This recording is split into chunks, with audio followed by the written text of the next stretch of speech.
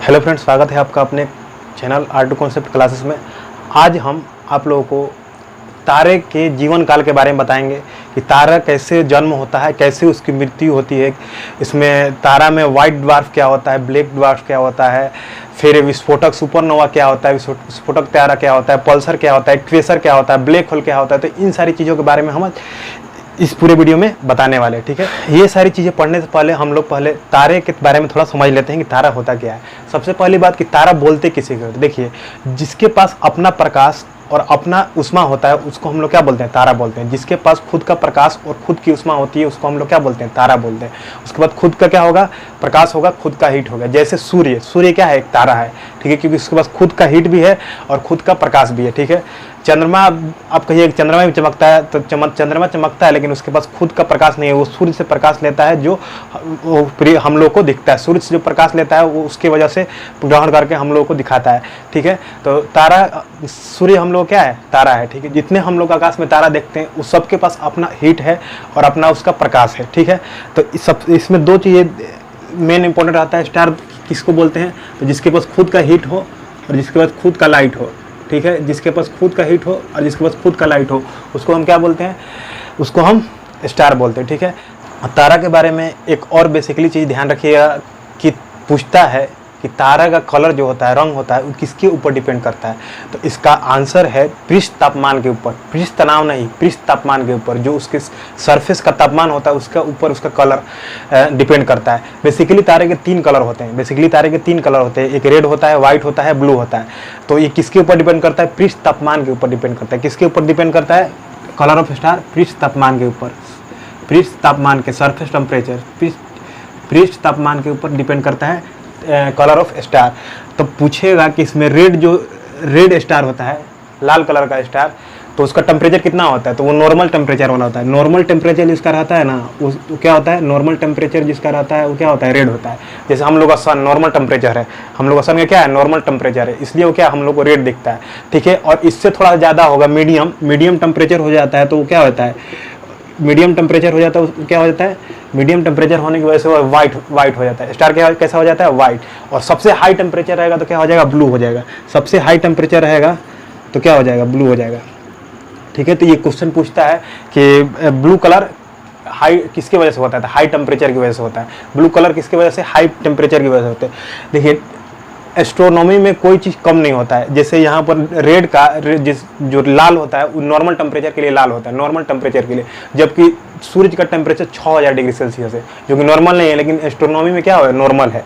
ठीक है, उससे भी ज़्यादा होगा। तो आप बोलिएगा कि यहाँ से तो लाल नहीं दिखता है ना ब्लू दिखता है स्टार, तो कोई भी चीज़ दूर से कलर थोड़ा ना कोई पहचान पाएगा। तो कोई भी इंसान दूर से किसी भी इंसान के कलर कौन कपड़ा पहना है, किस कलर कपड़ा है, इन्हें पहचान सकते। तो इसलिए हम लोग नहीं देख पाते। अगर हम टेलीस्कोप लगा के देखेंगे तो हम लोग को स्पष्टली दिखेगा कि कौन लाल है, कौन सफ़ेद है और कौन ब्लू है। ठीक है, कौन लाल है, कौन सफ़ेद है, कौन ब्लू है। इसको याद करने का एक तरीका याद रखिएगा कि जैसे हम लोग कैसे गैस जलाते हैं तो उसमें अगर टेम्परेचर होता है उसमें क्या ब्लू लो, उसमें लो मतलब उसका लाइट दिखता है। तो ब्लू किसकी वजह से दिखता है, हाई टेम्परेचर की वजह से। तो इसको याद रखें ट्रिकली, नहीं तो इसको ऐसे ध्यान रखिए कि ब्लू टेम्परेचर किसके लिए, हाई टेम्परेचर के लिए, रेड किसके लिए, नॉर्मल टेम्परेचर के लिए, जो हम लोग का सन का होता है, जो हम लोग किसका होता है, सन का होता है, जो हम लोग किसका होता है, सन का होता है। तो ठीक है, आप लोग स्टार समझ गए और यहाँ पर इसके कलर्स के बारे में समझ गए। अब हम लोग देखते हैं लाइफ ऑफ स्टार, कैसे इसका जन्म होता है और कैसे इसकी मृत्यु होती है। इसमें सारी चीज़ें हम देखते हैं। सबसे पहले हम समझते हैं कि जो हमारी आकाशगंगा है वो हमारे पूरे ब्रह्मांड में क्या कर रही है, चक्कर लगा रही है। ठीक है, हर चीज़ हर किसी का चक्कर लगा रहा है। जिस तरह से पूरे आकाशगंगा हम लोग के जो आकाशगंगा है पूरे ब्रह्मांड का चक्कर लगा रही है, उसी तरह हमारे आकाशगंगा में जो सन है, सूरज है, वो पूरे आकाशगंगा का चक्कर लगा रहा है। ठीक है, और जो सूर्य है उसका पृथ्वी चक्कर लगा रहा है, और जो पृथ्वी है उसका चंद्रमा चक्कर लगा रहा है। तो सब एक दूसरे का चक्कर लगा रहे हैं। तो उसी तरह से जो आकाशगंगा है पूरे ब्रह्मांड का चक्कर लगा रही है, जिसकी वजह से अंदर के जो भी गैसेज हैं, जो अंदर में गैसें, उसमें क्या अक्सर तारा बनते रहता है और तारा मतलब ख़त्म होते रहता है। तो जो गैसें होती है उसके कंपन के कारण वो इकट्ठा होने लगती है। जो गैसेज होती है कंपन के कारण इकट्ठा होने लगती है, और जब वो इकट्ठा हो जाती है, एक जगह हो जाती है, तो उसको हम लोग क्या बोलते हैं, निहारिका या नेबुला बोलते हैं। उसको क्या बोलते हैं, निहारिका या नेबुला बोलते हैं। जो क्या होता है, गैसों का संघनन होता है। जो क्या होता है, गैसों का संघनन होता है। गैस सब क्या एक जगह के मिल जाते हैं तो उसको हम लोग क्या निहारिका या नेबुला बोलते हैं। देखिए यहाँ पर जो गैसेज एक ही जगह आके मिल जाते हैं उसको क्या बोलते हैं, निहारिका बोलते हैं। तो इससे ही प्रोसेस इसका स्टार्ट हो जाता है, तारा बनने का प्रोसेस कैसे बनेगा। पहले गैसेज क्या होगी, एक जगह आगे केंद्र पे मिल जाएंगी, फिर उसके बाद वो क्या होता है, नेक्स्ट स्टेप में क्या होता है कि इसमें क्या होगा, आग लग जाएगा। नेक्स्ट स्टेप में इसमें क्या होता है, आग लग जाएगा। कैसे, क्योंकि इस गैसेज में हाइड्रोजन और हीलियम गैसेज होती है, और हाइड्रोजन से क्या होता है, हीलियम के रूप में बनने लगता है। ईंधन इसमें काम क्या करता है, ईंधन के रूप में क्या करता है, हाइड्रोजन से हीलियम बनता है। अब देखिए इसको ऐसे समझिए, जो गैसेज है जब एक जगह इकट्ठा होती है तो इसमें आग कैसे लग जाता है। आप गौर किए होंगे कभी, या ठंडी में हर कोई अगल बगल साथ में बैठता है तो उसको क्या थोड़ा सा गर्मी महसूस होता है, ठीक है। तो इस साथ में रहने से की वजह से क्या गर्मी महसूस होती है, इसलिए पूरा गैसेज एक जगह एक के पास आ जाती है, इसलिए इसकी वजह से क्या हो जाता है, इसमें आग लग जाता है। और इसमें ईंधन का काम कौन करता है, हाइड्रोजन से हीलियम क्या इसमें ईंधन बनने लगता है, हाइड्रोजन से हीलियम इसमें क्या ईंधन बनने लगता है। और यह जो ये कौन सा स्टेज होता है, इसको हम लोग क्या बोलते हैं, तारा बोलते हैं। इसको क्या बोलते हैं, तारा बोलते हैं। जो कि ये अभी जो तारा है ये हम लोग क्या है, सूर्य है। हम लोग सूर्य क्या है, तारा है। अभी हम लोग का सूर्य क्या है, इसी कंडीशन में। हम लोग का सूर्य क्या है, इसी कंडीशन में। यानी हम लोगों का सूर्य निहारिका से तारा बनने तक अभी तक 5 अरब साल जी चुका है, तारा के रूप में 5 अरब साल जी चुका है, ठीक है। और 5 अरब साल के बाद हम लोग का क्या हो जाएगा, लाल दानव हो जाएगा। हम लोग का सूर्य क्या हो जाएगा, लाल दानव हो जाएगा। और जब लाल दानव हो जाएगा तो ऐसा मतलब माना जाता है कि लाल दानव हो जाएगा तो अगल बगल के जितने ग्रह है उसको क्या कर लेगा, खींच लेगा अपने पास। तो अगल बगल में 4 ग्रह को खींच लेगा। 4 ग्रहों में कौन कौन आते हैं, बुध, शुक्र, पृथ्वी और मंगल। तो 5 अरब साल बाद ये हो जाएगा। अभी तो 5 अरब बहुत ज़्यादा समय होता है, ठीक ना। तो वो क्या हो गया, लाल दानव हो जाएगा, ठीक है। तो देखिए इसमें सबसे पहले हम समझेंगे कि ये तारा जो होता है, तारा में ईंधन का काम कौन करता है, इसमें हाइड्रोजन काम करता है ईंधन का, हाइड्रोजन से हीलियम बनता है। और ये कौन से स्टेज में रहता है, तो प्लाज्मा स्टेज में रहता है। प्लाज्मा स्टेज में, ना ठोस में, ना द्रव में, ना गैस में, ये किस में हो जाता है, प्लाज्मा स्टेज में होता है। देखिए अगर हम अब पृथ्वी पे खड़ा है तो हम लोग क्या ठोस महसूस होगा, और हम पानी में जाएंगे तो हम लोग क्या द्रव फीलिंग होगा, ठीक है। अगर हम लोग हवा में रहेंगे तो हम लोग गैस फीलिंग होगा। लेकिन यहाँ पर कोई भी ना ठोस फीलिंग होगा, ना द्रव फीलिंग होगा, ना गैस फीलिंग होगा। इसमें अगर आपको मतलब कोई कपड़ा वपड़ा पहनाकर इसका जो होता है टेम्परेचर, अगर आपको उस पर फेंक दिया जाए, अगर आपको हम उस पर फेंक देते हैं तो आपको वहाँ पर ना ठोस जैसा फीलिंग होगा, ना द्रव जैसा फीलिंग होगा, ना गैस जैसा फीलिंग होगा। ये होता कैसे है, ठोस और द्रव का मिश्रण होता है। जैसे आप लोग मक्खन देखे होंगे, चाहे आप लोग देखे होंगे गोंद, जो बोनफिक्स का गोंद आता है, उसको कहीं गिराइएगा तो इधर उधर बहेगा नहीं द्रव की तरह, ठीक है, अना ठोस रहेगा। उस पर जब हम हाथ लगाएंगे तो क्या पचक जाएगा, इस तरह से हो जाएगा, ठीक है। तो इसी को हम लोग प्लाज्मा स्टेज बोलते हैं। जबकि प्लाज्मा ऐसा होता नहीं है, मतलब कल्पना ऐसा है कि इस तरह से उसको ये होता है, क्योंकि उसका टेम्परेचर बहुत है कि वहाँ पर लोग जा ही नहीं सकता है। तो जिस तरह से हम पृथ्वी पर रह जाते हैं उस पर हम खड़ा नहीं रह पाएंगे, ठीक है। वो दलदल की तरह हो जाता है। वो कैसा हो जाता है, दलदल की तरह होता है। वही उसको प्लाज्मा स्टेज बोलते हैं। उसको कौन सा स्टेज बोलते हैं, प्लाज्मा स्टेज बोलते हैं। तो प्लाज्मा समझे यहाँ पर, ठीक है। तारा, जो तारा हम लोग अभी सूर्य कौन सा कंडीशन में, अभी तारा है, ठीक है। अभी क्या है, प्लाज्मा स्टेज में है। उसमें हाइड्रोजन से हीलियम क्या बनता है, ईंधन के रूप में काम करता है। इसलिए हम लोग हीट और उष्मा दोनों देते, हीट और प्रकाश दोनों देता है, ठीक है। आज से 5 अरब साल बाद क्या हो जाएगा, वो लाल दानव बन जाएगा। तो लाल दानव बदल जाएगा तो क्या अपने बगल बगल के ग्रहों को खींच लेगा, अपने अगल बगल ग्रहों को क्या कर लेगा, खींच लेगा। देखिए तो यहाँ पर क्या हो जाएगा, लाल दानव। यहाँ पर क्या हो जाएगा, लाल दानव। कब होगा लाल दानव, जब इसका ईंधन खत्म हो जाएगा, ठीक है। यहाँ पर ये क्या लग गया, आग लग गया इसमें। और जब इसका ईंधन जो है खत्म हो जाएगा, जब इसका ईंधन खत्म हो जाएगा, यानी अब इसके पास कितना ईंधन बचेगा, 10% केवल ईंधन बचेगा, ठीक है। 10% यहाँ पर क्या ईंधन बचेगा, तो 10% ईंधन बचेगा, जिसकी वजह से क्या ये खत्म हो जाएगा। जो अभी सूर्य है या तारा है अभी, वो क्या हो जाएगा, रेड जाइंट, लाल दानव में तब्दील हो जाएगा। और जब इसका ईंधन कम हो जाएगा, ईंधन तो कम हो गया, तो ईंधन कम हो जाने की वजह से इसका क्या हो जाएगा, आकार बढ़ जाएगा। इसका क्या हो जाएगा, आकार बढ़ जाएगा। इसकी अपेक्षा क्या हो जाएगा, ये बड़ा हो जाएगा। इसकी अपेक्षा क्या हो जाएगा, बड़ा हो जाएगा। अब देखिए, अब यहाँ तक तो लाल दानव तक हो गया। फिर इसके बाद स्टेजेज आते हैं कि एक बार 2 स्टेज होता है। एक बार किसके, सूर्य के आकार से बड़ा होगा और एक बार छोटा होगा, ठीक है। तो एक बार छोटा होगा, एक बार बड़ा होगा, उसको हम लोग देख लेते हैं, ठीक है। जब छोटा हो जाएगा, जब सूर्य के आकार से छोटा हो जाएगा तो हम उसको क्या बोलेंगे, जब सूर्य के आकार से छोटा हो जाएगा तो लाल दानव जाके आगे जाके क्या बनेगा, व्हाइट ड्वार्फ बनेगा। व्हाइट ड्वार्फ मतलब क्या, श्वेत वामन बनेगा। क्या बनेगा, श्वेत वामन बनेगा। जहाँ पर इसका जो पहले 10% ईंधन था, वहाँ पर क्या 5% ही ईंधन बचेगा। वहाँ पर कौन सा ईंधन बचेगा, 5% ही ईंधन बचेगा, जिसको क्या बोलते हैं, श्वेत वामन। श्वेत वामन, इसको क्या बोलते हैं, श्वेत वामन, क्या हो जाएगा, श्वेत वामन में तब्दील हो जाएगा। ठीक है, किस में तब्दील हो जाएगा, श्वेत वामन में, जिसको हम लोग क्या जीवाश्म तारा भी कहते हैं। इसमें ईंधन कितना रह जाएगा, 5% इसमें ईंधन रह जाएगा, 5% इसमें फ्यूल रह जाएगा। ठीक है, इसलिए हम इसको लोग इसको क्या बोलते हैं, जीवाश्म, मैंने अब जीव का थोड़ा सा अंश बचा है इसमें। ठीक है, अब ये मरने के कगार पे है। ठीक है, इसको क्या बोलते हैं, जीवाश्म तारा। पूछता है जीवाश्म तारा किसको कहते हैं, तो श्वेत वामन को क्या बोलते हैं, जीवाश्म तारा कहते हैं। ठीक है, अब इसके बाद यह जो 5% बचा है, आकार तो क्या अभी जो सूर्य का आकार है उससे क्या छोटा हो रहा है। ठीक है, फिर इसके आगे स्टेज में जाएगा ये, तो श्वेत से क्या हो जाएगा, काला हो जाएगा। इसको क्या हो जाएगा, काला हो जाएगा। इसको क्या बोलेंगे, काला वामन बोलेंगे, काला वामन बोलेंगे। और यह पूरी तरह से क्या हो जाएगा, नष्ट हो जाएगा, पूरा इसका ईंधन खत्म हो जाएगा, काला खत्म हो जाएगा, मतलब इसका लाइफ खत्म हो जाएगा, सब इधर उधर बिखर जाएगा। ठीक है, तो ये यहाँ से यहाँ तक जाने में वो जब लाल दानों से छोटा स्टेज है। अब एक कंडीशन होगा जब लाल दानों से बड़ा हो जाएगा, लाल दानों से बड़ा हो जाएगा तो उस समय क्या होता है, देखिए जब लाल दानों से बड़ा हो जाएगा तो कौन सा हो जाएगा, इसको बोलेंगे अभिनव तारा। क्या बोलेंगे, अभिनव तारा। ठीक है, अभिनव तारा जिसको सुपरनोवा बोलते हैं, सुपरनोवा। देखिए ये क्या होगा, इससे बड़ा तो होगा। देखिए ईंधन तो कम, ईंधन तो यहाँ पर भी कम है, लेकिन अब की बार क्या हो जाएगा, इससे बड़ा हो जाएगा, इससे क्या हो जाएगा, बड़ा हो जाएगा। और बड़ा होने की वजह से क्या हो जाएगा, विस्फोट कर जाएगा। इसलिए हम लोग अभिनव तारा को स्फोटक तारा भी कहते हैं। इसलिए हम लोग अभिनव तारा को क्या बोलते हैं, स्फोटक तारा भी कहते हैं। ये अभिनव तारा हो गया, इसको हम लोग क्या बोलते हैं, स्फोटक तारा भी बोलते हैं। इसको क्या बोलते हैं, विस्फोटक तारा, विस्फोटक तारा बोलते हैं। ठीक है, अब देखिए अभिनव तारा यहाँ पर हो गया।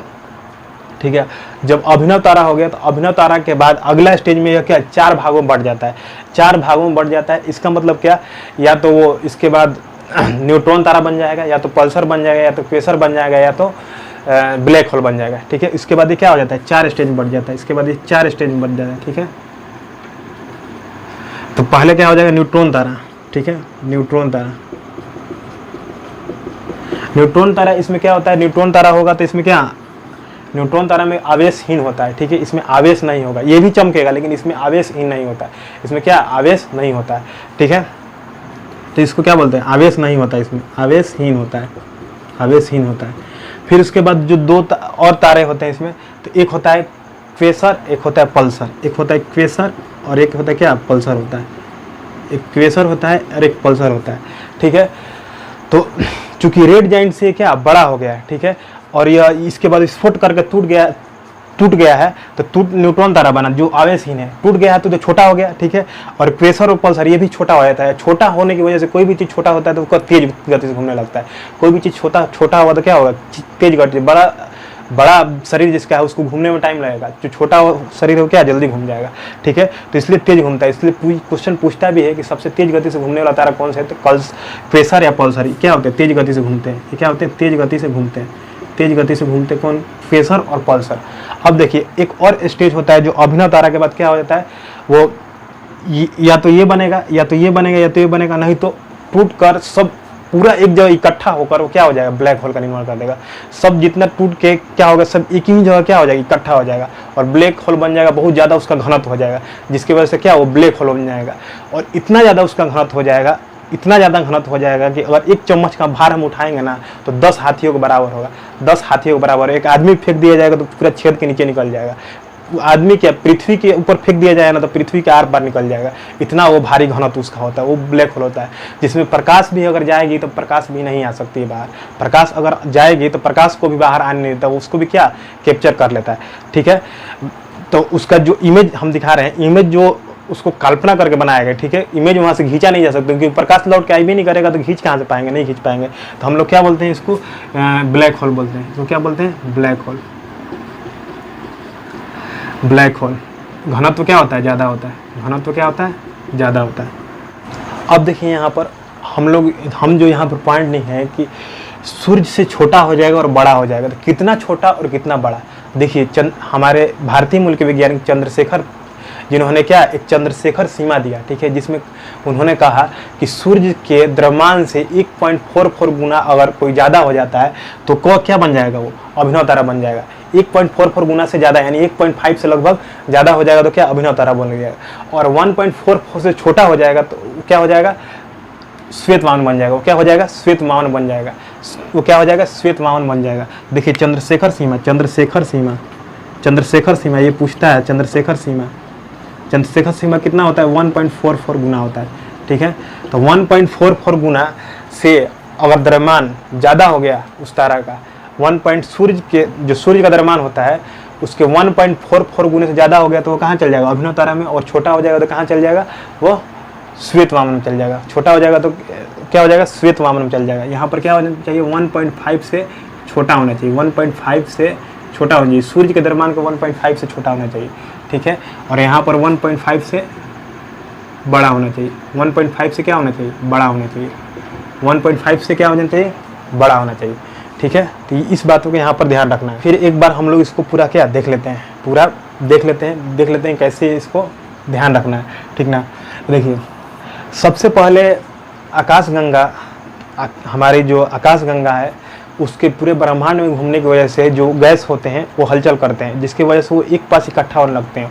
और जब वो एक पास इकट्ठा हो जाते हैं तो उसको हम लोग क्या बोलते हैं, नेबुला या क्या बोलते हैं, निहारिका बोलते हैं। तो गैसों का जो संघनन होता है, गैसों का संघनन उसको क्या बोलते हैं हम लोग, निहारिका या नेबुला बोलते हैं, ठीक है। अब इस निहारिका में ईंधन का काम कौन कर देता है, हाइड्रोजन काम कर देता है, और हाइड्रोजन की वजह से इसमें क्या, लाइट और हीट दोनों आ जाता है, जिसकी वजह से इसके बाद इसका क्या हो जाता है, तारा हो जाता है। जो अभी हम लोग का सूर्य है वो तारा एक कंडीशन में, ठीक है। और हमारा सूर्य अभी तक 5 अरब साल जी चुका है, और अभी और कितने साल जिएगा, 5 अरब साल तक जिएगा। जब उसके बाद क्या, रेड जाइंट बन जाएगा, रेड जाइंट लाल दानव बन जाएगा, ठीक है। तो उसके बाद क्या बनेगा, ये लाल दानव होने की वजह से यहाँ पर तो ईंधन पूरा होता है, ठीक है, ईंधन पूरा होता है, प्रॉपर होता है, लेकिन इसमें क्या होता है, ईंधन यहाँ पर कम हो जाता है, और ईंधन कम हो जाने की वजह से इसका थोड़ा आकार क्या हो जाता है, बढ़ जाता है। इसका आकार क्या होता है, बढ़ जाता है, इसका आकार क्या होता है, बढ़ जाता है। ये क्वेश्चन पूछता है भी कि तारे के बाद जो स्टेज होता है वो क्या होता है, तो लाल दानव का स्टेज होता है, लाल दानव का स्टेज होता है। अब देखिए लाल दानव के बाद 2 स्टेज, ठीक है। एक बार जो 1.44 गुना से क्या बड़ा होगा, और एक बार 1.44 गुना से छोटा होगा। जो सूर्य का द्रव्यमान है उसके 1.44 गुना से बड़ा और 1.44 गुना से छोटा। तो देखिए जब 1.44 गुना से छोटा है तो क्या बन जाएगा, श्वेत वामन बन जाएगा, जिसमें फ्यूल क्या हो जाएगा, बहुत कम हो जाएगा, और उसका थोड़ा सा जीव बचेगा, इसलिए उसको हम लोग जीवाश्म तारा ही बोलते हैं। व्हाइट ड्वार्फ जिसको हम लोग श्वेत वामन को क्या बोलते हैं, जीवाश्म तारा ही बोलते हैं। और इसके बाद पूरे इसका खत्म हो जाता है फ्यूल, जिसकी वजह से क्या हो जाता है, काला वामन बनता है, पूरा ब्लैक हो जाता है, वो क्या होता है, काला वामन बन जाता है। काला वामन हम लोग क्या नाटे आदमी को बोलते हैं, क्या हम लोग वामन बोलते हैं, ठीक है। तो क्या हो जाता है, ये बहुत कम होने लगता है, यहाँ से ईंधन कम हो जाता है और इसका क्या लाइफ खत्म होने लगता है लास्ट स्टेज में धीरे धीरे जाकर। तो जो श्वेत वामन होता है थोड़ा थोड़ा चमकता है, ठीक है, और काला वामन तो ब्लैक हो जाता है तो वो चमकता नहीं। इसमें देखिए 2 जगह नहीं चमकता है, एक ब्लैक होल नहीं चमकता है और काला वामन नहीं चमकता है, नहीं तो बाकी सब थोड़ा थोड़ा चमकता है।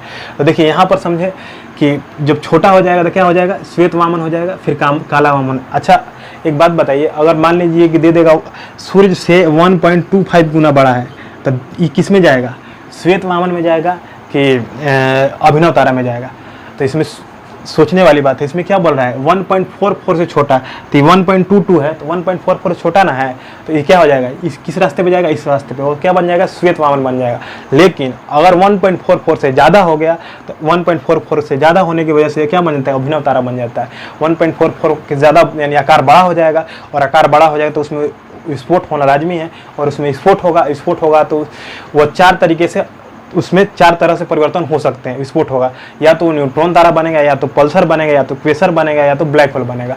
तो न्यूट्रॉन तारा बनने के लिए चूंकि जब ये विस्फोट होता है तो बहुत तेज गति से नाचने लगता है, जिसके बाहर के इलेक्ट्रॉन क्या होते हैं, बाहर मतलब खत्म हो जाते हैं, बाहर फिका जाते हैं सब इलेक्ट्रॉन, तो जिसकी वजह से केवल उसमें न्यूट्रॉन बचता है, इसलिए इसको हम क्या बोलते हैं, न्यूट्रॉन तारा बोलते हैं। जो ये क्या चमकता भी है, ठीक है, इसे आवेशहीन होता है, इसलिए इसको हम लोग क्या बोलते हैं, सब इलेक्ट्रॉन बाहर फेंका जाते हैं, जिसकी वजह से हम लोग क्या बोलते हैं, आवेशहीन बोलता है। ये सब क्वेश्चन पूछता है कि न्यूट्रॉन तारा किसको बोलते हैं, आवेशहीन तारा को बोलता है। फिर एक क्वेश्चन पूछता है क्वेसर और पल्सर, पूछता है कि तेजी से घूमने वाला तारा कौन कौन है, तो क्या बोलते हैं, क्वेसर और पल्सर। किसको क्या बोलेंगे, क्वेसर और पल्सर। तो क्वेसर और पल्सर, पल्सर एक गाड़ी भी है जो क्या होती है, बहुत तेजी से चलती है, तो उसको याद रखना, पल्सर इसी के नाम पे पकड़ के बनाया है सब, ठीक है, क्योंकि ये भी तेज चलता है इसलिए पल्सर उसी के नाम पे बना दिया है, जिसकी वजह से क्या तेज चलता है। तो क्वेसर और पल्सर बहुत तेज से घूमता है, क्योंकि यहाँ से जब टूटा है तो बहुत तेज गति से नाचता है, तो क्या हो जाता है, पल्सर क्वेसर। एक स्टेज होता है, क्या होता है, सब पूरा एक जगह संघनित होने लगता है, पूरा एक जगह पूरा इकट्ठा होने लगता है, मतलब अब इतना बड़ा चीज़ है, इसको इकट्ठा करके इतनी चुकी कर देंगे तो क्या हो जाएगा, घना तो बहुत ज़्यादा हो जाएगा। तो ये क्या हो जाता है, एक ही जगह पूरा कंजेस्टेड हो जाता है। तो क्या हो जाता है, इसका घनत्व तो बहुत ज़्यादा होता है, और इसका घनत्व इतना ज़्यादा होता है कि एक चम्मच जो होता है ब्लैक होल, अगर हम लेंगे एक चम्मच में उठाएंगे तो 10 हाथियों के उसके द्रव्यमान के बराबर होगा, ठीक है। जो कि अगर पृथ्वी पे अगर गिरा दें हम ब्लैक होल को तो पृथ्वी को फाड़ के निकल जाएगा, पृथ्वी को फाड़ के निकल जाएगा। और ब्लैक होल अगर पृथ्वी की तरफ आया तो कोई भी टेक्नोलॉजी बचा नहीं सकता है, क्योंकि ये मिसाइल विसाइल कुछ नहीं समझता है, इस सबको क्या खत्म कर देगा। इसलिए बहुत खतरनाक होता है ब्लैक होल। हम लोग ब्रह्मांड में हजारों लाखों अरबों हजारों लाखों करोड़ों ब्लैक होल घूम रहे हैं, ठीक है। तो वैसा नहीं कि इधर वो अलग आते हैं, ठीक ना। ये हो गया ब्लैक होल। ब्लैक होल क्या होता है, घनत्व ज़्यादा होता है। तो इसमें मेन चीज़ ध्यान रखना है, क्वेश्चन कैसे कैसे पूछता है, ठीक है। तो क्वेश्चन पूछेगा यहाँ पर कि तारा का सबसे प्रारंभिक रूप क्या होता है, तो नेबुला निहारिका होता है, जिसको हम लोग क्या गैसों का सघन कहते हैं। गैसों का सघन एक जगह, उसको क्या बोलते हैं हम लोग, निहारिका नेबुला बोलते हैं, ठीक है। तारा जो होता है वो किस अवस्था में होता है, तो प्लाज्मा अवस्था में होता है। जो सूर्य हम लोग कैसे अवस्था में, तो प्लाज्मा अवस्था में। सूर्य कैसे है, प्लाज्मा अवस्था में। अब इसके बाद होता है लाल दाना। जो लाल दाना होता है, तारा से आकार इसका बड़ा हो जाता है, और ईंधन इसका क्या होता है 90% खत्म हो जाता है, 10% ईंधन इसमें बचता है, ठीक ना। फिर उसके बाद चंद्रशेखर सीमा क्या होता है, तो 1.44 गुना सूर्य के द्रव्यमान का 1.44 गुना क्या होता है, सूर्य के द्रव्यमान का 1.44 गुना क्या होता है, सूर्य के द्रव्यमान का 1.44 गुना, सूर्य के द्रव्यमान का 1.44 गुना। इसको देखिए, सूर्य का द्रव्यमान का 1.44 गुना अगर है, उसको क्या बोलते हैं, चंद्रशेखर सीमा। अगर इससे कम रह गया तो किसके स्टेज में जाएगा, श्वेतवामन बन जाएगा। वो क्या बन जाएगा, श्वेतवामन बन जाएगा। और श्वेतवामन के बाद वो क्या होता है, काला वामन बन के अंततः खत्म हो जाता है। लेकिन अगर इससे ज़्यादा हो जाता है तो विस्फोट कर जाता है, इसलिए हम लोग उसको क्या बोलते हैं, अभिनव तारा बोलते हैं। उसको क्या बोलते हैं, अभिनव तारा बोलते हैं। और उसके बाद वो 4 स्टेज में चला जाता है, या तो न्यूट्रॉन तारा बनेगा, नहीं तो क्वेसर बनेगा, या तो पल्सर बनेगा, नहीं तो उसके बाद क्या बोलेंगे, ब्लैक होल बोलते हैं। तो उम्मीद करते हैं कि पूरे जो तारा है उसके लाइव प्रोसेस आपको समझ में आया होगा। अगर कहीं भी दिक्कत हो तो उसको कमेंट बॉक्स में लिखिएगा, ठीक है। और वीडियो अच्छा लगे तो उसको लाइक करिए, शेयर करिए, चैनल को सब्सक्राइब करिए और दूसरों को भी सेंड करिए, ठीक है। धन्यवाद।